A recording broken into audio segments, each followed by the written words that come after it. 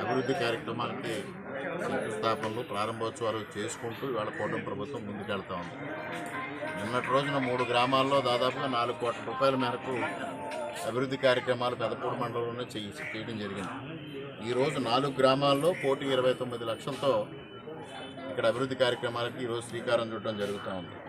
అదేవిధంగా ఏదైతే ఈ గ్రామాలకు సంబంధించిన ఇంటర్నల్ రోడ్స్, లింక్ రోడ్స్, అవి కూడా దాదాపుగా పెద్దాడి నుంచి రెండేడు కుమారపురం అంటే ఈ గ్రామం మీదకి వెళ్ళేది 2,30,00,000, కాండ్రేగుల నుంచి గుబ్బలవారిపాలెం 35 లక్షలు, అదేవిధంగా పైన వంతెన దగ్గర నుంచి మెండూరు వెళ్ళేది 335 లక్షలు, అదేవిధంగా చింతపల్లి పైన అన్ని లింక్ రోడ్స్ దాదాపుగా ఈ మండలంలోనే గత 9 మాసాల్లో 2 విడతలుగా సీసీ రోడ్లు 4 కోట్లు ఇవ్వడం జరిగింది.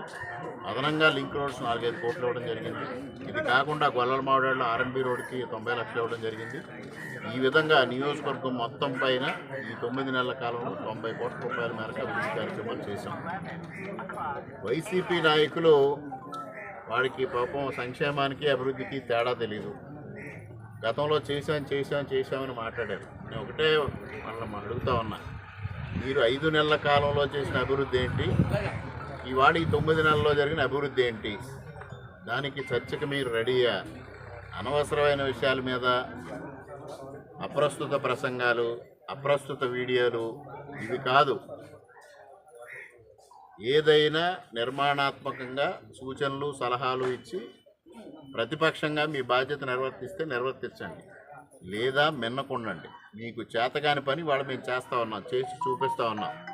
మీరు ఎక్కడికక్కడ ఆ రోడ్లను బ్లాక్ లిస్ట్లో పెట్టారు, ఈ రోడ్లకు నిధులు రావు, అక్కడికి నిధులు రావు అని మాట్లాడారు.